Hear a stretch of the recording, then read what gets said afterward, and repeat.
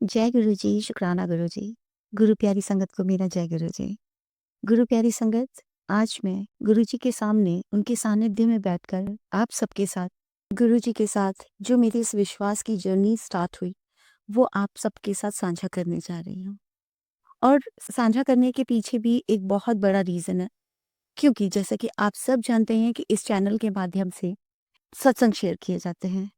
और सत्संग भी वो सत्संग है जो गुरुजी ने उनके विश्वास का उनको जवाब दिया। जब हम मंत्र जाप करते हैं, जब हमें कोई रास्ता दिखाई नहीं देता, हम मंत्र जाप करते हैं। गुरुजी हमें कहते हैं जल प्रसाद पीने के लिए, हम जल प्रसाद पीते हैं, उनकी बात को मानते हैं और जल प्रसाद घर में छिड़कते हैं। सारी नेगेटिव बातों से हम दूर रहने की कोशिश करते हैं। ये सबसे पहली बात है, अगर आपको गुरुजी के साथ जुड़ना है और गुरुजी की ब्लेसिंग्स लेनी है, तो सबसे पहले आपको आपके आसपास जितनी भी नेगेटिविटी है, जो आपके दिल और दिमाग में चलती रहती है, लोगों को लेके, आपके आसपास के एनवायरनमेंट को लेके, उससे अपने आप को खुद दूर करना होगा। तभी आप गुरुजी से जुड़ पाओगे। आज का ये सत्संग शेयर करने का मेरा उद्देश्य ये है कि डेली जो मेरे पास सत्संग आ रहे हैं, गुरु संगत की तरफ से, वो सत्संग सिर्फ और सिर्फ ब्लैक मैजिक को लेकर अपने घर में जो लोग किसी के साथ दुखी हैं या उनके आचरण की वजह से दुखी हैं, उस तरह के सत्संग आ रहे हैं और वो सत्संग सत्संग नहीं है। वो आपका गुरुजी से जुड़ने की जर्नी नहीं है। गुरुजी की उसमें बिल्कुल ब्लेसिंग्स नहीं है। तो इसलिए आज आप सबके साथ जुड़ना मेरा बहुत ज़रूरी था। क्योंकि रोज़ कम से कम 5 से 6 सत्संग मेरे पास आते हैं। उनमें से आप मान के चलिए 70% तो सिर्फ ब्लैक मैजिक, किसी ने हमारे घर पर ऐसा कर दिया, किसी ने हमारे घर पे मारण क्रिया कर दी। देखिए गुरु प्यारी संगत, मैं हर चीज़ को मानती हूँ, ठीक है? पर जब हम गुरुजी के सानिध्य में आ जाते हैं, गुरुजी जब हमारा हाथ बहुत ज़ोर से पकड़ लेते हैं, तब हमारे दिल और दिमाग में ये सारी बातें बिल्कुल नहीं होनी चाहिए। हमारे दिल और दिमाग में सिर्फ़ एक ही चीज़ होनी चाहिए, वो है हमारे साथ कोई बुरा वक़्त नहीं है। हम अपने कर्मों को और कष्टों को काट रहे हैं। गुरुजी हमारे कष्टों को अपने ऊपर 90% लेके हमें सिर्फ़ 10% कष्ट दे रहे हैं। और 10% कष्ट जो हमसे नहीं कट रहे हैं, उसको भी गुरुजी ने आपको काटने का तरीका बताया है कि हम जब भी इस तरह से परेशान होते हैं, दुनियावी बातों से परेशान होते हैं, जब हमारे दिल और दिमाग में नेगेटिविटी आती है, जब हमें ऐसा लगता है कि हमारे साथ किसी ने ऐसा कर दिया, हमारे साथ किसी ने वैसा कर दिया, उस समय सिर्फ़ और सिर्फ़ हमें गुरुजी से जुड़ जाना चाहिए। उनके सामने चुपचाप बैठ जाना चाहिए और गुरुजी से कहना चाहिए कि गुरुजी प्लीज़ मेरे दिल और दिमाग में आप नहीं, आपका मंत्र जाप नहीं, ये फालतू की बातें आ रही हैं। मेरे दिमाग से, दिल से, मेरे ज़हन से ये सारी नेगेटिव बातें प्लीज़ निकाल दीजिए। मुझे अपने आप के साथ जोड़िए, मुझे सिर्फ़ आपके साथ जुड़ना है। मुझे पता है, मेरे को विश्वास है कि मैं आपके साथ, आपने जब मेरा हाथ थामा है और मैं आपके साथ जुड़ी हूँ, तो ये सारी बातें आपके लिए बहुत छोटी हैं मेरे दिल और दिमाग से निकालने के लिए। आपसे मैं अरदास लगाता हूँ या लगाती हूँ, प्लीज़ मेरे दिल और दिमाग में जो भी मेरी ज़िंदगी में पहले हुआ है, वो सारी चीज़ें जो मैं आज भी एक गार्बेज बैग की तरह अपने कंधों पर लाद कर चल रही हूँ या चल रहा हूँ, प्लीज़ आप मुझे इन सब से बाहर निकालिए और अपने चरणों की धूल बनाइए, अपने चरणों में मुझे जगह दीजिए। मैं इस दुनिया में क्यों आया या आई हूँ, मुझे उसका उद्देश्य बताइए, मुझे सही राह पे चलाइए। और अगर मेरे आसपास कुछ नेगेटिव लोग हैं और नेगेटिव बातें हैं या कुछ लोग नेगेटिव कर रहे हैं, तो वो सब आपके हाथ में है। जैसा कि आप कहते हो, जो भी तुम्हारे लिए बुरा करता है, किसी भी तरह से कोई नेगेटिव जवाब मत दो। तुम बस मुझसे जुड़े रहो, तुम बस मेरे ध्यान में रहो। तुम्हारे दिल और दिमाग में सिर्फ ये रहना चाहिए कि गुरुजी हमारे साथ हैं, हमारे साथ कुछ बुरा नहीं होगा। गुरुजी किसी को भी हमारे साथ बुरा करने ही नहीं देंगे। फिर देखिए, फिर लाख आपके सामने कोई खड़ा होके आपको गाली भी दे रहा होगा ना, आपको फ़र्क नहीं पड़ेगा, क्योंकि उस समय सिर्फ आप मन ही मन में अपने गुरु को याद कर रहे होंगे और आपको विश्वास ये होगा कि गुरुजी मेरे साथ ही खड़े हैं, मेरे अंग-संग खड़े हैं। वो ये सब कुछ देख रहे हैं और सुन रहे हैं। गुरु प्यारी संगत, मैं आपको एक कथा के साथ, एक बहुत ही प्यारी सी कथा है, उसके साथ अपनी ज़िंदगी में जो अभी मेरे बेटे के साथ भी हुआ और जो हो रहा है और जो मेरी ज़िंदगी में 5 साल पहले, 6 साल पहले मेरे अपनों ने ही मेरे साथ जो किया, वो सब मैं आपके संग शेयर नहीं करूँगी कि उन्होंने क्या किया। पर मैं जिस तरह से टूट गई थी ना, बुरी तरह से टूट गई थी। उस समय अगर गुरुजी ने मेरा हाथ नहीं थामा होता ना, तो शायद आज मैं इस चैनल के माध्यम से आपके साथ अपने इस विश्वास की जर्नी को शेयर नहीं कर रही होती। आज मेरे अंदर ये विश्वास भर चुका है कि आगे जो ज़िंदगी में होगा, वो बहुत अच्छा होगा और आज जो ज़िंदगी में हो रहा है, वो मैं अपने कष्टों को काट रही हूँ। पिछले जन्म में मैंने कुछ गलत किया था, वो कष्टों को काट रही हूँ और वो कष्ट भी पूरे नहीं काट रही हूँ, क्योंकि जो शक्ति मेरे साथ है, जो परमपिता मेरे साथ है, उन्होंने 90% परेशानियाँ, वो कष्ट अपने ऊपर ले रखे हैं।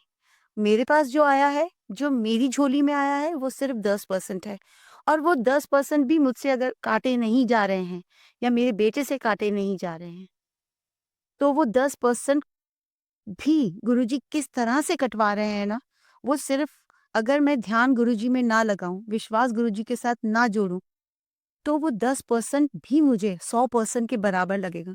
गुरुजी में ध्यान लगाती हूँ, मंत्र जाप करती हूँ, जब भी दिमाग में कुछ नेगेटिव बात आती है, मैं तुरंत गुरुजी के सामने बैठ जाती हूँ और गुरुजी से एक ही बात कहती हूँ, गुरुजी मैंने जो भी कर्म किए हैं, मैं उसकी माफ़ी तो आपसे नहीं माँग सकती, क्योंकि माफ़ी माँगने से कर्म नहीं कटेंगे। बस ये कर्म जैसे-तैसे आप कटवा रहे हो, मेरे अंदर इतनी शांति और इतना धीरज तक देना कि मैं इसे आराम से काट सकूँ। मेरी बिल्कुल भी औकात नहीं है कि मैं इन कर्मों को काट सकूँ। पर आपने मेरा हाथ थामा है, आपने मुझे अपनी बेटी बनाया है, बेटा बनाया है, बस आप ही सब कुछ कर रहे हो, आप ही सब कुछ करोगे। आज तक मैंने अपनी मनमानी बहुत चलाई है, जिसके खामियाज़े और जिसकी पनिशमेंट मैं आज भी भुगत रही हूँ। तो गुरु प्यारी संगत, मैं सिर्फ़ आपको अपना एक सत्संग साझा करूँगी कि आज से ये मान लीजिए 15 साल पहले, 15-20 साल पहले मैंने एक ऐसी गलती की थी, जब मुझे सबने समझाया था कि ये मत करो, ऐसे करने से प्रॉब्लम हो जाएगी। वो ये था कि मेरी छोटी एक कज़न सिस्टर है, वो कज़न सिस्टर मेरे साथ रहने आई थी, क्योंकि उनकी फैमिली में कुछ प्रॉब्लम था, ठीक है? उनकी फैमिली में प्रॉब्लम था, तो कहते हैं ना कि जो कमज़ोर दिल के लोग होते हैं, वो ये सब कुछ सहन नहीं कर पाते। तो मैं भी ऐसे ही थी। आज से कम 8 साल पहले, 7 साल पहले मैं भी ऐसी ही थी। मैं भी वही करती थी कि अगर किसी को दुःख में देख रही हूँ, तो मुझसे बर्दाश्त नहीं होता था। मैं तुरंत सोचती थी कि सबसे पहले मैं पहुँच जाऊँ उसके पास, उसकी प्रॉब्लम को सॉल्व करने। प्रॉब्लम सॉल्व करने के चक्कर में सिस्टर को मैं अपने घर लेकर आई। उन सिस्टर के घर में बहुत प्रॉब्लम्स थी उनके हस्बैंड से रिलेटेड, पर कोई बात नहीं। मुझे ऐसा लग रहा था कि मैं कुछ अच्छा कर रही हूँ। कोई कोई इस प्रॉब्लम को उसकी सॉल्व नहीं कर रहा, मैंने इनिशिएटिव लिया है, चलो मैं ठीक कर सकती हूँ। मुझे गुरुजी ने इतना दिया, मुझे कान्हा जी ने इतना दिया कि सारी चीज़ें सँभल जाएँगी। उनके भी 2 बच्चे थे, पर कहते हैं ना, गुरुजी भी कहते हैं कि किसी पे एकदम आँखें बंद करके विश्वास नहीं करना चाहिए। मैंने किया। मैंने अपनी पूरी गृहस्थी उनके हाथ में सौंप दी। धीरे-धीरे आज मैं उस गृहस्थी से पूरी तरह से बाहर आ चुकी हूँ। आज पूरे 8-9 साल हो गए मुझे उस गृहस्थी से बाहर आए हुए। पूरी तरह से आपको वो सत्संग नहीं सुना पाऊँगी, क्योंकि हर सत्संग की एक मर्यादा होती है। गुरुजी भी कहते थे, शॉर्ट में सुनाओ, उतना ही सुनाओ जितना संगत को की ज़िंदगी में आपके सत्संग काम कर सकें। आज मैं अपने बेटे के साथ अलग हूँ। मजबूर होकर मुझे वो घर छोड़ना पड़ा, क्योंकि वो घर फिर मेरा घर नहीं बचा था। और उस समय जब मैं उस घर से निकली, तब मेरे पास कुछ भी नहीं था, सिर्फ़ एक सूटकेस के अलावा और 8-10 बर्तन के अलावा। मैंने अपने बेटे के साथ फिर से अपनी ज़िंदगी शुरू करी। ज़िंदगी शुरू करने के बाद बेटे के सामने तो मैं बहुत स्ट्रॉन्ग रहती थी। मुझे लगता था कि अगर मैं इसके सामने थोड़ी-सी भी नर्वस रहूँगी या थोड़ा-सा भी एंग्ज़ायटी के मेरे को बहुत ज़्यादा अटैक आते थे उन दिनों में, पर मैं अपने बेटे को कुछ नहीं बताती थी। मैं मुँह में कपड़ा दबा-दबा के रोती थी, पर मैं अपने बेटे को नहीं बताती थी। पर मेरा बेटा इतना समझदार था उस समय कि वो समझता सब कुछ था, पर वो पूछ कर अब कभी भी अपनी मम्मी को हर्ट नहीं करता था। मैं दरवाज़ा बंद कर के रोती थी कि मैंने गलती क्या की? मैंने तो सभी का साथ दिया, पैसों से भी साथ दिया, हर तरह से सपोर्ट किया, पर मुझे आज क्या मिला कि आज मैं खाली हाथ हो गई अपने बेटे के साथ। मेरे घर के पास में एक मंदिर था, वहाँ पे बहुत बड़ी शिव जी की मूर्ति थी। ब्लू कलर की। और मैं बस वहाँ जाकर जब भी मेरा मन घबराता मैं उस मंदिर में चली जाती।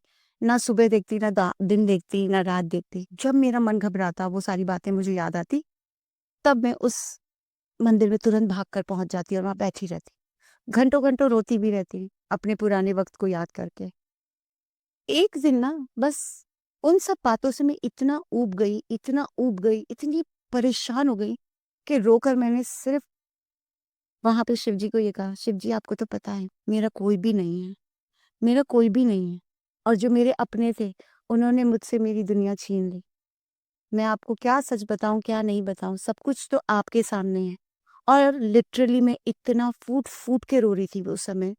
रोई जा रही थी, मैं रोई जा रही थी, मैं रोई जा रही थी। बस ये कह रही थी कि मेरे अब माँ-बाप नहीं हैं। मैंने कभी बचपन से अपनी मदर को नहीं देखा। पापा 2010 में चले गए। मैं रो-रो के ये कह रही थी, "शिव जी, मैंने सुना है भोलेनाथ सबके पिता होते हैं। आपने इस सृष्टि को रचा है। आप क्या मेरे पिता बनोगे? भले ही मैं किसी लायक नहीं हूँ। मैं अगर दुनिया में आई हूँ तो उसका मतलब ये है कि मैं अपने पुराने कर्मों को झेलने आई हूँ, उनको भुगतने आई हूँ। तब तक मुझे ये नहीं पता था कि कर्म काटने के लिए हम दुनिया में आते हैं। तब तक मैं सिर्फ़ यही बात बोलती थी, पुराने कर्मों को भुगतने आई हूँ। और बस शिव जी से ये कह के रोती रहती थी कि आप मेरे पापा बनोगे? मैं कभी कोई गलती अब नहीं करूँगी, बस मुझे सही राह दिखा दो। माफ़ कीजिएगा संगत जी, अगर मैं भावुक हो जाऊँ तो बस मुझे माफ़ कीजिएगा। पर आज मैं गुरुजी के सानिध्य में बैठकर आपसे वो चीज़ें शेयर कर रही हूँ, जो आज मैं उन सब से बहुत आगे आ चुकी हूँ और कहीं न कहीं गुरु संगत में कुछ संगत ऐसी है जो गुरुजी से अभी जुड़ी है या बहुत पहले भी जुड़ी है, जुड़ चुकी है। गुरुजी ने उनका हाथ भी पकड़ लिया है, तब भी वो कहीं न कहीं अपने आप को गुरुजी के करीब नहीं मानते हैं। वो आज भी उन्हीं सब चीज़ों में उलझे हुए हैं। बस मैं रो-रो के यही बात बोलती। वहाँ के पंडित जी थे, बहुत बुज़ुर्ग, वो मुझे हमेशा कहते थे, "अरे! अब तो" वो वहाँ के पंडित जी बोलते थे कि, "अरे! अभी तो मंदिर बंद होने का टाइम हो गया, आप अभी आए हो।" तो मैं कहती थी, "आप मुझे चाबी दे दो, मैं ना ताला लगा के चली जाऊँगी।" और वो पंडित जी हमेशा ताला-चाबी मुझे दे देते थे। और कई बार तो ऐसा होता था कि वहाँ एक मुंडेर थी, वहाँ पे वो चाबी और ताला छोड़ जाते थे, क्योंकि उनको पता लग चुका था कि कभी भी आ जाती है। अब हुआ ये, मैंने रो-रो के बस यही कहा कि भोलेनाथ, भोलोगे तो आप भगवान हो, आप तो सबकी सुनते हो। कोई गलत कदम उठाने जाते हैं तब आप उनका हाथ पकड़ लेते हो। तो क्या मैं उस लायक नहीं हूँ कि आप मेरा हाथ पकड़ लो? बस ये मैंने एक बार वहाँ बैठ के रो-रो के प्रार्थना की थी। मेरे हाथ दोनों जुड़े हुए थे, मैं वहाँ बैठी हुई थी और मेरा पूरा चेहरा आँसुओं से भीगा हुआ था और मैं भोलेनाथ से कह रही थी कि भोलेनाथ, मुझे राह दिखाओ, मुझ में सब्र दे दो। मेरे में सब्र नहीं आ रहा वो सब भूलने का। मेरे को मैं वो सब नहीं भूल पा रही जो मेरे साथ हुआ। मैंने सालों अच्छी-अच्छी जगह नौकरी करके अपने हाथ में एक पैसा नहीं रखा। अपनी सारी चीज़ें मैंने दूसरों के हाथ में सौंप कर रखी। ठीक है, वो मेरे कर्म थे। अगर वो कट गए हैं, तो प्लीज़ मेरा हाथ थाम लो। मैं इतनी भी बुरी नहीं हूँ कि आप मेरा हाथ ना थाम सको। और अगर मैंने बुरे से बुरा भी कर्म किया है, तब भी ज़मीन पे तो आप ही ने मुझे भेजा है ना। इस दुनिया में मेरी ज़िंदगी को रच के तो आपने ही भेजा है। तो आपके लिए तो मैं बुरी नहीं हो सकती। आपके लिए तो मैं आप ही की बेटी हूँ। अगर मेरे अंदर प्राण आपने फूँके हैं, तो प्राण लेकर भी तो आप ही जाओगे। तो फिर जब प्राण मेरे अंदर फूँके हैं और लेकर भी आप जाओगे, आदि और अंत आप ही हो ना, तो उसके बीच की जो जर्नी है ना, वो मेरी आसान नहीं हो सकती, तो सब्र वाली दे दो। बस ये कहा मैंने। उसके बाद उन्हीं भारी कदमों से मैं अपने आप को अपने घर लेकर आई। घर लेकर आई, तब अचानक मेरे पास गुरुजी के मैसेजेस आने शुरू हुए इंस्टाग्राम पे। ऐसे-ऐसे मैसेजेस आने शुरू हुए जब मुझे ऐसा लगता कि यार, ये मैसेज तो ऐसे हैं, पर ये कौन से गुरुजी हैं, मैं तो इनको नहीं जानती। पर ये मैसेज ऐसे हैं, पर ये मैसेज कहीं न कहीं मुझसे क्यों रिलेट कर रहे हैं? ये जो जिनकी फ़ोटो है, उस समय मैं फ़ोटो ही कहती थी। ये जो फ़ोटो है, इस इंसान की फ़ोटो मैसेज के साथ मेरे पास ही क्यों आ रही है? और ऐसी ही क्यों आ रही है कि जो मुझसे रिलेट कर रही है, जो बार-बार ये कह रहे हैं कि पुरानी चीज़ें भूल जा, वो तुझे जीने नहीं देंगी। तेरी ज़िंदगी में आगे बहुत कुछ अच्छा लिखा है। तेरे को ज़िंदगी जीने के लिए वो सब चीज़ें भूलनी होगी। मुझे नहीं समझ में आ रहा था और द 1 बार वो मैसेज आया, 2 बार वो मैसेज आया, 3 बार वो मैसेज आया। मैसेज आता जाता था, मैं उसे पढ़ती थी और दिल और दिमाग में कहीं न कहीं धक से आवाज़ आती थी, ये मेरे को क्यों आ रहे हैं?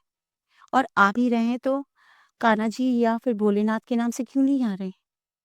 ये इन्हीं आदमी की फ़ोटो के साथ क्यों आ रहे हैं? ये कौन है? और मैं बार-बार आँख बंद करके बोलती, भगवान ये क्या हो रहा है? आप क्यों नहीं आ रहे हो? ये मैसेज क्यों आ रहा है? और इनकी फ़ोटो पे क्यों आ रहा है? गुरु प्यारी संगत, पता है आज से कुछ साल पहले मैं रो देती थी ये बातें याद करके। पर आज भी मेरा वही हाल है जब मैं गुरुजी के सानिध्य में बैठ के आपके संग ये शेयर कर रही हूँ, कि भूलता कोई भी नहीं है देखिए। पर हाँ, वक़्त के साथ ना जब आप बहुत मज़बूत शक्ति पकड़ लेती है, तो चीज़ों को भुलाने में और उन चीज़ों को दिमाग में लाने से पहले उसे वॉश कर देना, उस शक्ति का काम होता है। तो आज भी वो मेरे साथ ही है। वो शक्ति मेरे साथ हर समय है, हर समय। और उस शक्ति ने मेरे अंदर इतना धीरज दे दिया है, इतना धीरज दे दिया है, जिसके पार्ट 2 पे मैं जल्दी ही आपके साथ आऊँगी। पर मैं अभी गुरुजी से जो मेरी जर्नी शुरू हुई, वो बताना चाहती हूँ। और कल रात से मैं सोई नहीं हूँ। मैं बार-बार उठकर कभी किसी कॉपी में कुछ लिखती, कभी किसी पेज पे के पीछे कुछ लिखती। मैं अपने उन बातों को जो आपके साथ शेयर करने जा रही आपके साथ शेयर करने के लिए अपने आप को तैयार कर रही थी। तो मुझे लग रहा था कि मैं क्या बताऊँ, कहाँ से शुरू करूँ, कहाँ से नहीं शुरू करूँ? तब रात को ना जब मुझे नींद नहीं आ रही थी तो मैंने अपने पास गुरुजी का एक शब्द चला लिया था। वो शब्द ऐसा शब्द था जिसको मैंने रिपीट मोड पे सुना और कुछ देर बाद फिर मुझे नींद आ गई। मुझे जवाब मिल गया था उस शब्द को सुनने के बाद। वो शब्द भी मैं आपको आखिरी में बताऊँगी वो शब्द कौन-सा है। जब भी आप सबका भी मन भारी हो तो वो शब्द आप सुन सकते हो। उसमें गुरु ग्रंथ साहिब की बहुत अच्छी-अच्छी बातें हैं। अब हुआ ये कि मैं बार-बार ये कहने लगी कि ये क्या है? ये मैं 3 साढ़े 3 साल पहले की आपको बात बता रही हूँ। जब मैं बार-बार कहने लगी कि कान्हा जी, भोलेनाथ आप क्यों नहीं आ रहे हो? ये कौन है जिस आदमी की फ़ोटो मेरे पास आ रही है? I am so sorry Guruji, I am so sorry उस समय मैं आपको जानती नहीं थी। पर जब आपकी बेटी ने आपको जाना, तब आपसे बहुत प्यार किया। वो प्यार भी इसलिए क्योंकि जिनको आपने मेरा रिश्ता बना के भेजा था, उन कड़वी रिश्तों से बाहर आपने मुझे निकाला। आज सुकून से जो मैं ज़िंदगी जी रही हूँ, कैसा भी वक़्त है मेरे बेटे के साथ मैं जी रही हूँ। मुझे वो पुरानी बातें अब टॉर्चर नहीं करती। वो नेगेटिव माहौल, नेगेटिव लोग, उनकी सोच वो मेरे दिल और दिमाग में नहीं आती।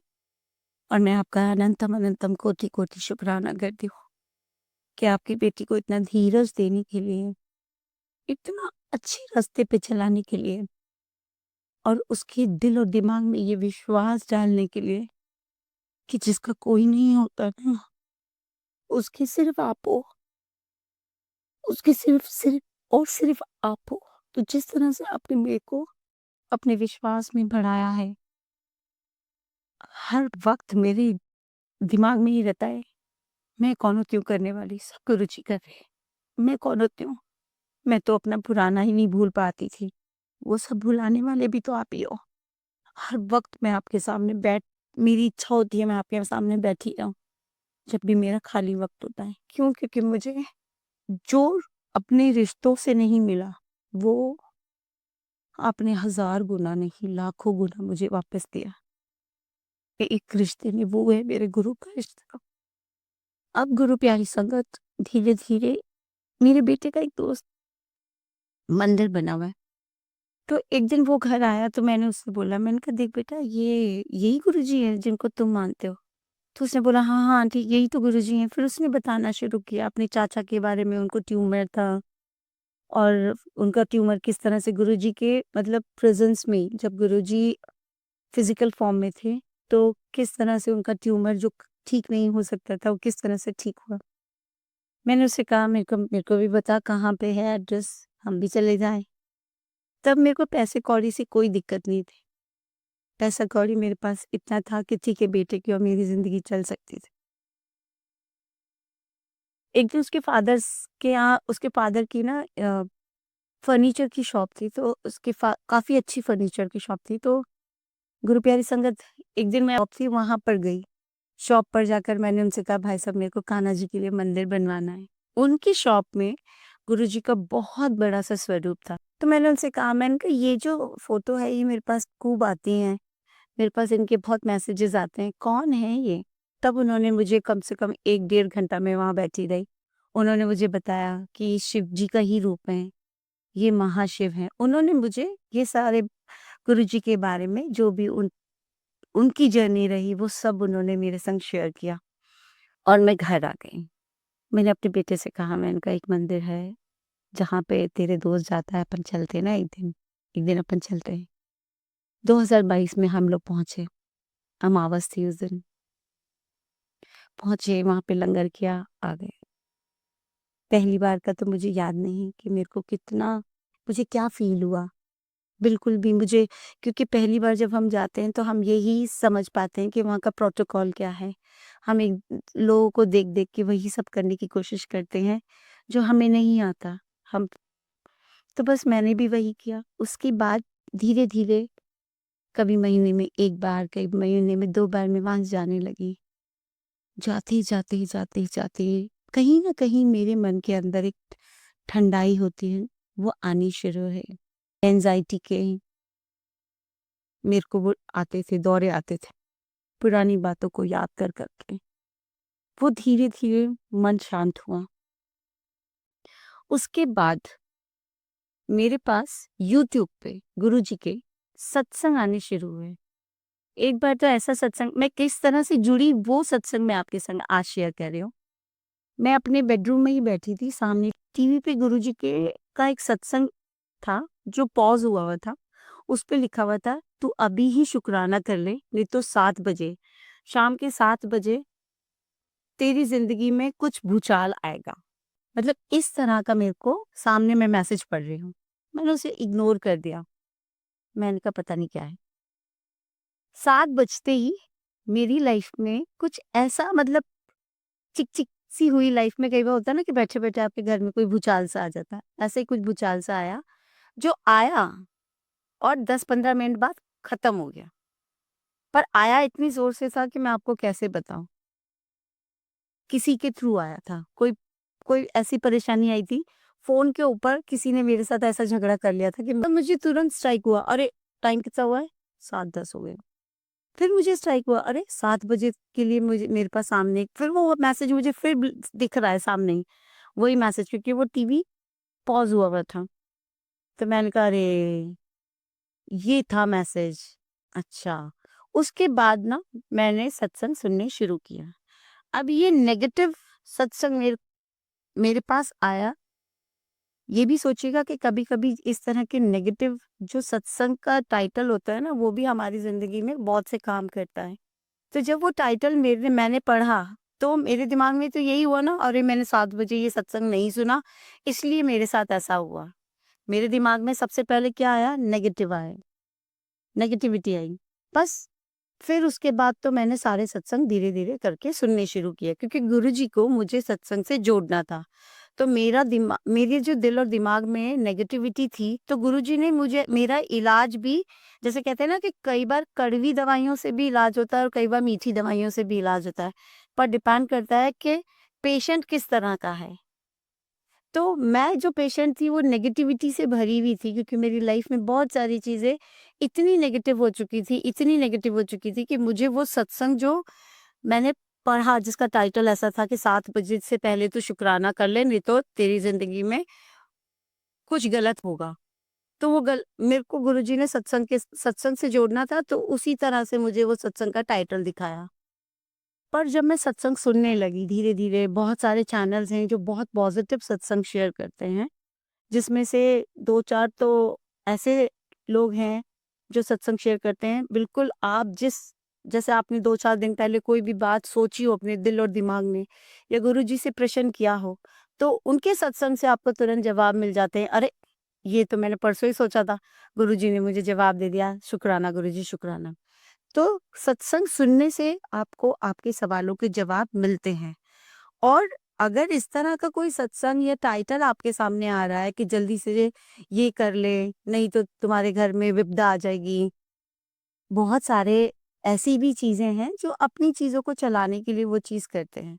गुरुजी ने पहली बार मुझे नेगेटिव सत्संग टाइटल से जोड़ा ज़रूर, पर धीरे-धीरे वो चीज़ें मेरे लिए पॉज़िटिव कैसे होती चली गईं, कि जब मैं मंत्र जाप नहीं करती थी, तो मुझे सत्संग के माध्यम से पता चला कि मंत्र जाप करने से लाइफ़ ठीक होती है। फिर मेरी लाइफ़ का ये रूटीन बन गया, गुरुजी के सामने बैठ जाती और मंत्र जाप करती, और गुरुजी के सामने कहाँ बैठती? स्वरूप तो मेरे घर में था ही नहीं। तो जो हमारा टेलीविज़न है, उसके ऊपर यूट्यूब पे गुरुजी के जो सत्संग आते हैं ना, वहीं पे मैं गुरुजी का स्वरूप निकाल के और बस सामने बैठ के मंत्र जाप करती। ये मेरी लाइफ़ का रूटीन हो चुका था। जब मुझे फुर्सत मिलती, क्योंकि मुझे लगने लगा था कि कहीं न कहीं मेरे अंदर ये मंत्र जाप मैं जब करती हूँ, जब मेरा दिल बहुत ज़्यादा घबराता है या दिमाग में मेरे नेगेटिव चीज़ें आती हैं, और जब भी मैं गुरुजी के सामने बैठ के, ऐसे टीवी के स्क्रीन के सामने बैठ के और मंत्र जाप करती हूँ, तो मुझे बहुत आराम मिलता है। तो बस फिर मैंने वो चीज़ करनी शुरू कर दी, और वो मंत्र जाप धीरे-धीरे, धीरे-धीरे मेरे लाइफ़ के अंदर एक मेडिसिन का काम करने लगा, और वो मेडिसिन इतनी स्ट्रॉन्ग हो गई कि वो मेडिसिन की मुझे आदत पड़ गई। मंत्र जाप मेरी लाइफ़ का मेडिसिन बन गया। अब गुरु प्यारी संगत हुआ ये कि जैसे-जैसे मैं सत्संग सुनती जाती, वैसे-वैसे मुझे बहुत अच्छा लगता है। मतलब सत्संग का तो ऐसा हाल हो गया था कि मैं खाना भी बना रही हूँ तो सत्संग चल रहा है। मैं घर में अगर डस्टिंग कर रही हूँ तो सत्संग चल रहा है। सत्संग जो था ना, वो मेरी लाइफ़ का एक ऐसा पार्ट बन गया था कि मैं एडिक्ट हो गई थी, और जो नेगेटिव बातें मेरे दिल और दिमाग में आती थी, जो नेगेटिव मतलब जो मेरे साथ ज़िंदगी में पहले हुआ, जो बीत चुका था, जो बार-बार लौट-लौट के आता था, वो चीज़ें धीरे-धीरे आना बंद हो गई। अब क्या हुआ, एक दिन मैं है ना ऐसे ही अपनी सोसाइटी के ग्रुप को देख रही थी। गुरुजी का आना किस तरह से तय हुआ मेरी ज़िंदगी में। ऐसे ही मैं अपनी सोसाइटी के ग्रुप को देख रही थी, तो एक ना ग्रुप का नाम आया जय गुरुजी। वो एक उनकी टॉय की शॉप थी, और उन्होंने अपने ग्रुप का नाम रख रखा था जय गुरुजी। तो मैं तो बड़ी खुश हुई देख के। मैंने कहा अरे जय गुरुजी! मैंने फिर उनसे कॉन्टैक्ट किया। मैंने कहा अंकल जय गुरुजी। तो उन्होंने भी बोला जय गुरुजी। मैंने कहा अंकल आप गुरुजी की संगत हो। अच्छा, धीरे-धीरे जब हम सत्संग सुनते हैं ना, तो हमें सारी चीज़ें आने लग जाती हैं। जैसे संगत, गुरुजी के पास आने वाले लोगों को संगत कहते हैं, है ना? और जो संगत आती है वो सब गुरुजी का ही रूप है। अगर 15,000 गुरुजी के पास संगत आ रही है, तो वो 15,000 गुरुजी के ही स्वरूप आ रहे हैं। तो वो सब चीज़ें धीरे-धीरे मैं मेरे लाइफ में जुड़ती जा रही थी, और मैं अब जिसे कहते हैं ना एजुकेट होती जा रही थी। तो मैंने बोला अंकल आप है ना, आपके पास गुरुजी का स्वरूप है? तो उन्होंने बोला आंटी मैं तो नहीं करता हूँ ये काम, पर मेरे ब्रदर हैं दिल्ली में रहते हैं। वो सत्संग करते हैं गुरुजी का, और है ना मैं आपको उनका नंबर दे देता हूँ, आप उनसे बात कर लीजिएगा। मैंने उनको बहुत थैंक यू कहा कि uncle thank you so much, क्योंकि मेरे पास गुरुजी का स्वरूप नहीं है, और मेरे को है ना मैं गुरुजी के सत्संग सुनती हूँ, मैं नई-नई जुड़ी हूँ अभी। तो उन्होंने अपने ब्रदर का मुझे नंबर दे दिया। जिन ब्रदर का मुझे नंबर दिया, मैंने तुरंत उन्हीं से बात करी। मैंने कहा अंकल जय गुरुजी, मैं गुड़गाँव से बात कर रही हूँ, और अंकल मेरे घर पे गुरुजी का स्वरूप नहीं है, मैं मंत्र जाप भी करती हूँ, और तो उन्होंने कहा मंत्र जाप आप कैसे करते हो? तो मैंने बताया कि अंकल मेरे घर पे जो टीवी है ना, उसमें यूट्यूब से गुरुजी की स्वरूप निकाल के और फिर मैं करती हूँ। तो उन्होंने बोला कि ठीक है आंटी आप मुझे थोड़ा-सा टाइम दो, मैं गुरुजी की ब्लेसिंग्स बड़े मंदिर की आपको भेजता हूँ। ठीक है, ये बात हो गई, बात खत्म हो गई। अब कहते हैं ना कि हमारे अंदर जब हमारे को परमात्मा अपने आप से जोड़ता है, तो हम बहुत ज़्यादा एक्साइटेड हो जाते हैं। हमें बहुत जल्दी-जल्दी ये सोचते हैं हम कि बस अब तो सब कुछ ही मिल गया, अब ये दरवाज़ा मिल गया जहाँ से हमें जिस डॉक्टर से आपको अगर आराम मिलने लग जाता है, तो आप बार-बार सबको रिकमेंड यही करते हो ना कि वो डॉक्टर बहुत अच्छा है। आप प्लीज़ उससे जाकर मिलो, वो डॉक्टर आपकी बीमारी को समझेगा। कम से कम ठीक नहीं करेगा तो समझेगा तो सही, आप एक बार जाकर तो देखो, एक बार एक्सपीरियंस लेकर तो देखो। बस यही मेरे साथ था। मुझे ऐसा लग रहा था मैं जैसे-तैसे करके गुरुजी का स्वरूप घर आ जाए। अब एक दिन अंकल ने जिस दिन के लिए कहा उस दिन वो स्वरूप नहीं आया घर पे। उन्होंने मुझसे कहा कि मैं कुरियर से आपको स्वरूप भेज रहा हूँ। अब मैंने उस दिन को डिसाइड कर लिया कि अरे वाह! मंडे को गुरुजी का स्वरूप आने वाला है। मंडे को तो भोलेनाथ का भी दिन होता है, तब तक पता चल चुका था कि महाशिव हैं गुरुजी। तो मंडे को तो भोलेनाथ का भी दिन होता है और उसी दिन है ना अच्छे से मैं गुरुजी को कड़ा प्रसाद बना के भी खिलाऊँगी, कितना अच्छा दिन होगा। ये मैं सोच रही थी, पर गुरुजी ने तो कुछ और ही डिसाइड कर रखा था। जिस दिन अंकल ने बोला उस दिन वो स्वरूप नहीं आया। मैंने अंकल को लेट नाइट फिर कॉल किया, मैंने कहा अंकल स्वरूप तो नहीं आया, तो उन्होंने कहा आंटी मैंने भेजा नहीं, मैं ना आपके सैटरडे मेरे ब्रदर घर आएँगे सत्संग में, तो मैं उनके हाथ दे दूँगा, वो तो आपके घर के पास ही रहते हैं, वो आपको दे देंगे। अब मेरा तो दिल ऐसा हो गया कि बस कोई मतलब बहुत बड़ी ट्रॉफी मुझे मिलने जा रही थी और मुझे मेरा नाम उसमें से कट गया। मुझे ऐसा फ़ील हो रहा मतलब बहुत बुरा फ़ील हो रहा। अच्छा, जो स्वरूप को देख के मैं रोज़ मंत्र जाप करती ना, मेरे मन में ये था कि ना मेरे को ये वाला अगर स्वरूप मिलेगा तो कितना अच्छा होगा ना। और मैं उसी स्वरूप के आगे टीवी के आगे जो मेरा प्लेटफ़ॉर्म था, उसी के आगे मैं गुरुजी को जल प्रसाद भी रखने लगी। मैंने टीवी की स्क्रीन में ही गुरुजी का वो मान लिया कि जब तक गुरुजी यहाँ चाह रहे हैं मैं यहाँ कर लेती हूँ। गुरुजी को का लंगर प्रसाद भी मैं वहाँ निकालने लगी। टीवी के सामने ही रखने लगी थी और टीवी के सामने ही गुरुजी का जल प्रसाद भी रखने लगी। गुरु प्यारी संगत, आज का सत्संग लंबा हो सकता है, बट कहीं न कहीं मुझे अच्छे से पता है कि आज जो मैं आपके संग शेयर कर रही हूँ ना, ये आपकी ज़िंदगी के लिए भी कहीं न कहीं आपको जवाब ज़रूर मिलेगा, क्योंकि जो लोग मेरी तरह से मानसिक तौर से बीमार हैं, जो गुरुजी के साथ जुड़ तो गए हैं पर ये नहीं कि सोच पाते कि अरे! हमें ये गलत बात नहीं सोचनी चाहिए कि हमारे साथ किसी ने बुरा कर भी दिया तो गुरुजी बैठे हैं ये सब करने के लिए। हमें ये विश्वास अपने अंदर जगाना होगा।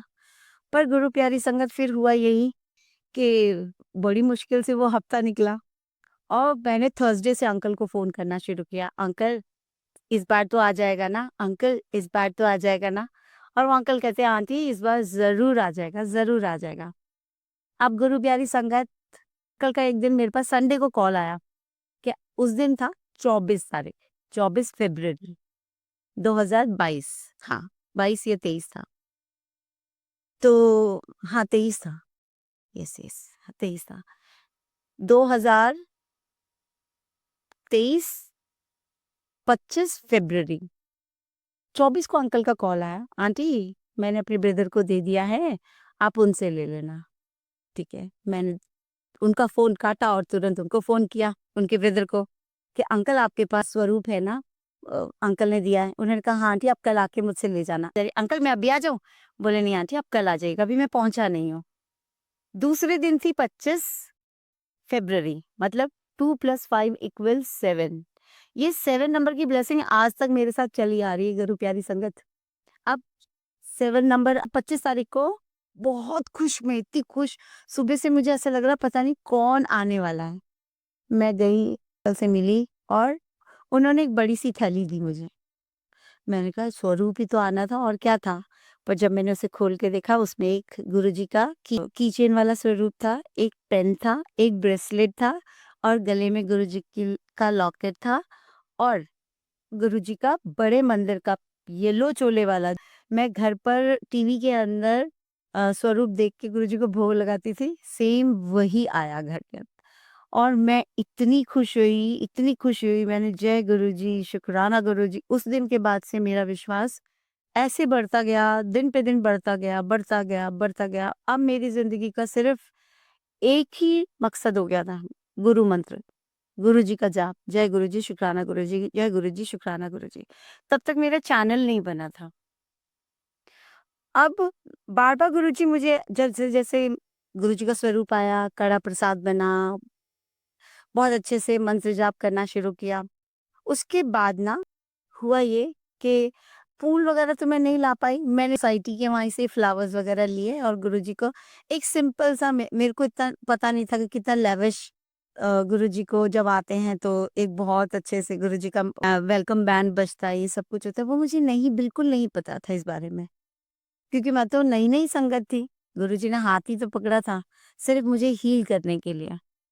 तब तक मेरा, जिसे कहते हैं ना कि ट्रांसफ़ॉर्मेशन नहीं हुआ था। मेरा मन को ठंडा किया था और दिल और दिमाग को ठंडा किया था गुरुजी ने, मंत्र जाप से। ये मेरी जर्नी है। पिछला सब मैं भूलती गई, भूलती गई, भूलती गई। गुरुजी के बार-बार मेरे पास मैसेजेस आते कि शुक्राना किया कर, जो मैंने तेरी ज़िंदगी में कर रहा हूँ, तू शुक्राना किया कर। अब मैं हर बार बोलती जय गुरुजी, शुक्राना गुरुजी और ज़्यादा से ज़्यादा मैं लिख देती वहाँ पे। पर मुझे ये नहीं पता था कि किस तरह से मुझे शुक्राना करता है। फिर एक दिन ना मैंने अपने बेटे के ही दोस्त से पूछा, ये शुक्राना कैसे करते हैं? तब उसने कहा, आंटी सत्संग होते हैं गुरुजी के, उसके अंदर है ना आपको अपना टेस्टिमनी देना होता है जो आपकी गुरुजी के साथ जर्नी हुई है। मैंने कहा मैंने तो आज तक एक भी सत्संग अटेंड नहीं किया, तो मुझे तो एक्सपीरियंस नहीं है। फिर उसके साथ बस इतनी सी मेरी बात हुई। बोले आंटी अगर गुरुजी को आपके से सत्संग कराना होगा, सत्संग में बुलाना होगा ना, तो वो दिन भी आपके पास अपने आप ही गुरुजी ने डिसाइड किया होगा और वो हो जाएगा आपके साथ। वो कह के बच्चा चला गया, मैंने भी मान लिया। फिर एक दिन मैं सत्संग सुन रही थी, सत्संग सुनते-सुनते मुझे पता चला कि ये इस तरह से सत्संग लोगों के संग शेयर करना भी आपका अपना सत्संग है। यही शुक्राना है। जब मुझे ये बात पता चली, तो मैंने अपने सत्संग शेयर करने शुरू कर दिए यूट्यूब चैनल बनाकर और जो-जो मेरे साथ गुरुजी कर रहे, वो सब मैंने शेयर करना शुरू कर दिया। ये हो गया मेरा गुरुजी के साथ जुड़ने का सबसे पहला चरण। ये मेरा फर्स्ट स्टेप था गुरुजी के साथ। अब जैसे मैं आपको बताना चाह रही थी कि ज़िंदगी का जो दूसरा पड़ाव है, वो है बेटे वाला, कि उसकी किडनी जिस तरह से खराब हुई। तब शुरू-शुरू में मैं घबराई, बहुत घबराई। पर जिस दिन मैंने अपने बेटे को 14 तारीख को अक्टूबर के अंदर लास्ट ईयर ही, बेटे का डायग्नोस हुआ ये किडनी वाला प्रॉब्लम और हार्ट वाला प्रॉब्लम, मैं रोई भी। फिर मैंने जब देखा 14-15 दिन बाद जब मैंने देखा कि मैं कुछ भी नहीं कर पाऊँगी इसके लिए, कुछ भी नहीं कर पाऊँगी, इसकी ज़िंदगी सिर्फ़ गुरुजी ही देखेंगे। तब मैंने 27 अक्टूबर को गुरुजी के चरणों में अपने आप को डालकर एक ही बात बोली दीपक जलाकर रात के 2 बजे, गुरुजी मेरा हाथ खाली है, मेरे पास कुछ नहीं है। ये माँ हर तरह से खाली है।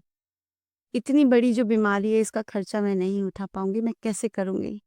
आप जानो, आपका बेटा जाने। मैंने आपको रुद्राक्ष को आपके हाथों में सौंप दिया है। लेना है, प्यार से ले लेना।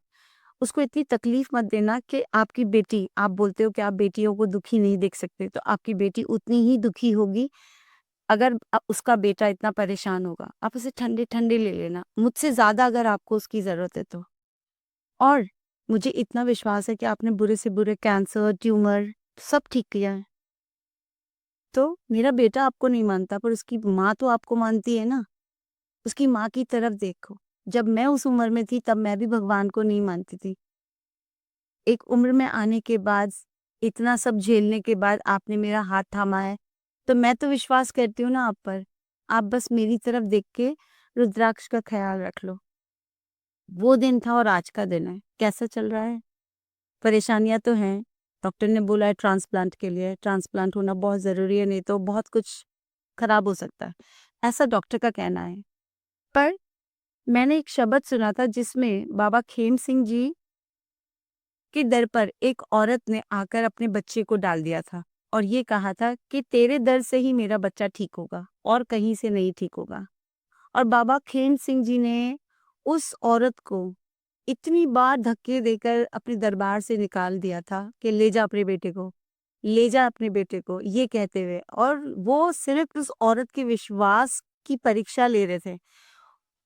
लेडी सेवादार तक से उन्होंने धक्के लगवा दिए थे कि इसको दरबार से बाहर फेंक दो और उसको बोल दो कि अपने बच्चे को ले जाएगी। पर उस औरत का विश्वास ये था कि वो औरत वहां से टस से मस नहीं हुई, वो वहां से हिली तक नहीं। उसने कहा नहीं, मैं अपने बेटे को लेकर ही तब जाऊंगी जब ये ठीक हो जाएगा, मैं यहाँ से नहीं जाऊंगी। वो अपना भरोसा वहां लेकर बैठी थी। कहते हैं ना कि इतने बुरे भिखारी बन जाओ गुरुजी के दर के पकड़ लो उनका पैर कि नहीं, आप हमें जैसे भी करो, लात मारो, थप्पड़ मारो, घूंसे मारो, मतलब ये कहने की बात है। पर हम वो भिखारी हैं गुरुजी, जहाँ से हम अपने विश्वास को टूटा हुआ तो नहीं लेकर जाएंगे। लेकर जाएंगे तो अपने विश्वास को और मजबूत करके लेकर जाएंगे।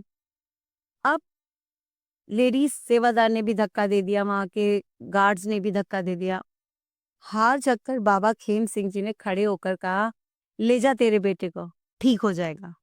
बस वहां पर उस गुरु की तो जीत हुई, पर गुरु से ज्यादा जीत उस औरत की हुई जिसने गुरु के दर पर अपने बेटे को ले जाके लेटा दिया था और कह दिया था यहाँ से मैं अपने बेटे को जिंदा लेकर जाऊंगी।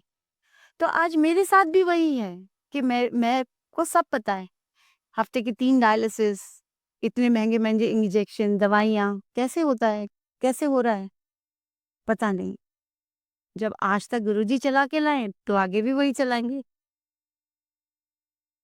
गुरु से जुड़ते समय ना सबसे पहले आपको श्रद्धा रखनी पड़ेगी। श्रद्धा ही दूसरा नाम है भरोसे का। तो जब तक आप श्रद्धा नहीं रखोगे तो भरोसा कैसे होगा आपको? गुरु प्यारी संगत, मैं बार-बार आपसे यही कहूँगी, आज जो मैंने आपके साथ सत्संग साझा किया है, अपनी जर्नी जो मैंने साझा की है, आगे भी गुरुजी बहुत सारे सत्संग मुझसे करवाएँगे क्योंकि बेटे का इलाज चल रहा है। अभी पता नहीं कितने सत्संग होने बाकी हैं। और सबसे बड़ा सत्संग मेरे को विश्वास का सत्संग है। आज तक मेरे दिलो-दिमाग में मैंने उस बात को लिखा हुआ है कि बेटा ठीक होगा। अब उसका जो कर्म कटने का और कष्ट कटने का टाइम है वो तो गुरुजी ने ही निर्धारित किया है ना। मैं रोज बैठ जाऊं गुरुजी के सामने और कहूं नहीं नहीं गुरुजी आपको अभी ठीक करना है, अभी ठीक करना है, तो ऐसा नहीं होता। ऐसा बिल्कुल नहीं होगा। सब चीजें हमारी जिंदगी में निर्धारित हैं। अगर मुझे गुरुजी से जुड़ना, मैं अपनी मर्जी से जुड़ना चाहती तो क्या आज भी नहीं जुड़ पाती। वो गुरु की मर्जी थी कि उन्होंने देखा कि मेरी एक बच्ची दिमागी रूप से दिन और रात पागल होते जा रही, जिसने क्या किया क्या नहीं किया मुझे नहीं पता मेरे पिछले जन्म में, पर मेरे मालिक को तो पता है। तो जब मेरे मालिक को पता है, हमारे माँ बापों को कितना पता होता है ना कि हमने क्या क्या गलतियां की है जिंदगी में, वो हमें माफ करके हमारे साथ वैसे ही खुशी खुशी हमारी जिंदगी में हमारे को सपोर्ट करते हैं। तो गुरुजी भी तो वही हैं। क्यों आप बार बार सोच रहे हो कि ये मेरे साथ काला जादू कर रहा है, वो मेरे साथ काला जादू कर रहा है? आप ये क्यों नहीं सोच रहे हो कि गुरुजी के सत्संग आप सुनने लगे हो, और गुरुजी के अगर सत्संग सुनने लगे हो तो आप गुरुजी से कहीं ना कहीं गुरुजी आपको जोड़ रहे हैं। आपके दिमाग में ये बात क्यों नहीं आती गुरु प्यारी संगत? जब भी आपके मन में इस तरह के भाव आते हैं, ये सोच आती है कि इसने मेरे साथ बुरा कर दिया, मैं इसके साथ बात नहीं करूंगा, इसने मेरे साथ बुरा कर दिया, तो आप उस समय ये क्यों नहीं सोचते हो कि हम अगर इंसान योनि में आए हैं, इंसान बनकर आए हैं, तो हमने भी तो बहुत गलतियां की हैं। फिर भी हम गुरुजी के पास ऐसे होकर जाते हैं जैसे हमने तो कुछ किया ही नहीं है। और गुरुजी फिर भी हमें, इतने गलत होने के बाद हमने कितने गलत-गलत काम किए होते हैं, हमने कितनों को गाली दी होती है, हमने कितनों के साथ बुरा बोला होता है, किसी को बद्दुआ दी होती है, तब भी गुरुजी हमें गले लगाते हैं ना। तो फिर हमें ये विश्वास रखना चाहिए कि जब हमने ज़िंदगी में इतनी गलतियाँ करने के बाद भी गुरुजी ने हमें अपना बच्चा बनाया है, और वो हमारे 90% कष्ट काट रहे हैं, अपने पे ले रहे हैं। 10% कष्ट भी वो मंत्र जाप के साथ काटने को आपको कह रहे हैं, तो हम उस पे ध्यान लगाएँ ना। हमको क्यों इस बात का ध्यान देना है कि किसी ने हमारे साथ क्या कर दिया? जिसने जो कर दिया वो उसके कर्मों में लिखा जाएगा। जब कर्म के खेल को हम समझने लगे हैं आज गुरुजी के सानिध्य में आकर, तो हम ये क्यों नहीं समझ पाते? आज भी हम वहाँ क्यों खड़े हैं कि इसने मेरे साथ कर दिया, इसने मेरे साथ कर दिया? जिस रिश्ते को गुरुजी ने जोड़ा है और जिस रिश्ते पे गुरुजी की ब्लेसिंग्स है, उसे किस गुरुजी के अलावा कोई नहीं तोड़ सकता। तो मैं आपसे हाथ जोड़कर यही विनती करती हूँ, आप लोग प्लीज मेरे को जो भी सत्संग भेजें, उस सत्संग में आपकी गुरुजी के साथ जो जर्नी है वो भेजें। जो गुरुजी ने आपके सवालों के जवाब आपको दिए हैं वो भेजें। गुरुजी ने आपको किस तरह से आपको जोड़ा अपने साथ, मंत्र जाप करते समय आपको क्या फील होता है, ये सब कीजिए ना। खाली वक्त होता है, जब आप वक्त आपके पास बहुत होता है, ऐसा नहीं है कि हम दिन भर बिजी रहते हैं। जब भी हम फ्री रहते हैं, गुरुजी के स्वरूप के सामने बैठ के बात कीजिए, अच्छे अच्छे सत्संग सुनिए। और ये जो जितने भी सत्संग आपको आते हैं ब्लैक मैजिक को लेके, वो आते ही इसलिए हैं क्योंकि आपके दिमाग में वो सब चलता रहता है। आप दिमाग में से एक बार ये चीज निकाल के हफ्ता भर ये सोच के चलो, प्रण करके चलो 7 दिन के, गुरुजी मेरे 7 दिन की जर्नी मैंने आपके साथ लगाई है ये नेगेटिव बातों को दिमाग से निकालने के लिए, ये जो मेरे दिमाग में आती है, और इसे आप दूर करोगे। जब भी मेरे दिमाग में ये बात आती है, मेरे दिमाग में सबसे पहले आप ये बात डालोगे कि मेरे दिमाग में जैसी ये नेगेटिव बातें आई, अरे मेरे को मंत्र जाप करना है, अरे मुझे तो गुरुजी से बात करनी है। कैसे नहीं खत्म होगी ये चीजें? आज मैं भी अपने बेटे के साथ, देखिए सबकी जिंदगी में परेशानियां हैं, और ये रहेंगी क्योंकि हम अपने कर्मों को लेकर आए हैं अपने साथ। पर ये कर्म हमारे गुरुजी बहुत ठंडाई से काटते हैं अगर हम उनका लंगर प्रसाद, जल प्रसाद जैसे-जैसे गुरुजी कहते जाते हैं। जब हमें रास्ता नहीं दिखता तो आप क्यों नहीं बोलते? कई बार हमारे पेरेंट्स हमें कहते हैं उस जगह चले जाना। हम क्या बोलते हैं? हमें उस जगह का रास्ता नहीं पता। तो पेरेंट्स आपको मैप बताते हैं ना कि ऐसे, ऐसे, ऐसे, ऐसे जाना। तो फिर हम क्यों नहीं गुरुजी से कहते कि गुरुजी ये चीज़ें, ये कष्ट मुझसे नहीं कट रहे हैं। आप प्लीज़ मेरी हेल्प कर दो। मेरे को निकालो इस प्रॉब्लम से। आपने मेरा हाथ पकड़ा। गुरु प्यारी संगत, सिर्फ मेरा आपको ये सब शेयर करने का, साझा करने का एक ही मकसद था, दिमाग से नेगेटिव चीज़ें निकालो। जब भी नेगेटिव बातें आती हैं गुरुजी से जुड़ जाओ, जुड़ जाओ, जुड़ जाओ। बार-बार बोलो गुरुजी प्लीज़ अच्छा बच्चा बनाओ, अच्छे रास्ते पे चलाओ, कभी किसी का दिल ना दुखे। हमारी वजह से अगर कोई दिन में एक बार मुस्कुरा भी देता है ना, तो भी गुरुजी बहुत खुश हो जाते हैं कि देखो मेरी बच्चे की वजह से किसी ने मुस्कुराया, किसी ने कोई खुश हुआ। ये भी तो हमारे अच्छे कर्म है ना, हमारे माड़े कर्मों को काटने का एक तरीका। हम खुद अच्छा बनना चाहेंगे तभी हम अच्छे बन पाएँगे, नहीं तो हम अच्छे नहीं बन पाएँगे। फिर तो गुरुजी साक्षात नीचे भी आ जाएँगे ना और आपके सामने भी खड़े हो जाएँगे, तब भी हम नहीं बन पाएँगे। क्योंकि हमें तो उन्हीं पुरानी बेकार की चीज़ों से जुड़े रहना है। गुरु प्यारी संगत, आज का सत्संग काफ़ी बड़ा हो गया है। मेरे को सिर्फ़ आपको जो समझाना था, आप शायद समझ गए होंगे। अब जाते-जाते इस सत्संग को विराम करने से पहले, एंड करने से पहले मैं आपके साथ एक छोटी-सी स्टोरी है जो शेयर करना चाहती हूँ। एक स्कूल में एक क्लास में ना बहुत सारे बच्चे थे। उन बच्चों को ना एक दिन टीचर कहती है कि कल एक छोटा-सा बैग लेके आना और अपने घर से बैग मतलब कपड़े का बैग लेके आना और साथ में एक आलू लेके आना। सब बच्चे खुश-खुश सोचते हैं कि ये एक नई एक्टिविटी है और है ना टीचर हमारे साथ नई एक्टिविटी करा रही है। सारे बच्चे दूसरे दिन जब क्लास में आते हैं, तो वो कपड़े का थैला, छोटा कपड़े का थैला और एक आलू लेकर आते हैं। और टीचर को बोलते हैं कि हम आलू और कपड़े का थैला लेकर आ गए। टीचर भी खुश होती है कि चलो मेरे कहने पे बच्चों ने कुछ किया। अब वो कहती हैं टीचर कहती हैं बच्चों से कि एक काम करो, अब इस आलू को इस थैले के अंदर डाल दो और अच्छे से इसको बंद कर दो। बच्चे वही करते हैं। फिर टीचर बच्चों से कहती हैं सबने अगर थैले को बंद कर दिया आलू को अंदर डाल के, अब इस थैले को 7 दिन अपने साथ रखना है। आप चाहे कोई भी एक्टिविटी कर रहे हो, चाहे आप खेल रहे हो, पढ़ाई कर रहे हो, मदर फादर के साथ कहीं जा रहे हो, इस थैले को ऑलवेज आपको अपने साथ रखना है। बच्चे वही करते हैं। 1 दिन बच्चे खुश हो जाते हैं, 2 दिन बच्चे खुश हो जाते हैं। अब धीरे-धीरे थैले के अंदर जो आलू था, वो धीरे-धीरे जब सड़ना शुरू होता है और उसकी स्मेल आनी शुरू होती है, तो बच्चे परेशान होना शुरू हो जाते हैं। बच्चे धीरे-धीरे वो आलू जब सड़ने लगा, उसकी शुरू में महक कम थी, फिर वो ज़्यादा सड़ने लगा, महक बढ़ती गई, फिर उसके अंदर से पानी निकलने लगा। ऐसे 7 दिन निकालना बच्चों के लिए बड़ा मुश्किल हो गया। फिर भी बच्चों ने वो 7 डेज़ की एक्टिविटी समझ के उसे अपने पास रख रखा। एक दिन बच्चे स्कूल गए और अपनी टीचर से बोले, "मैम, इस थैले में से तो पानी भी आने लगा है गंदा-सा और बदबू भी आने लगी है। क्या करें?" तो मैम कहती है, "नहीं, 7 दिन तो अपने साथ रखना ही है।" 7वें दिन बच्चे कहते हैं, "मैम, अब नहीं रख सकते।"